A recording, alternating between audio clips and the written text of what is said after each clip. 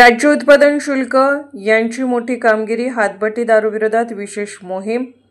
3 October रोजी भरारी पथकाने मोजरी शिवारात आड नदीकाठी कारवाई केली. यात भीमराव काटसरे राहणार मोजरी आणि राजेंद्र पुंडलिकराव मुंढरे वय 55 राहणार अणकवाडी यांच्याकडून 57 लिटर हातभट्टी दारू आणि 2725 किलो मोहा सडवा जप्त केला. याची किंमत 72,000 रुपये आहे.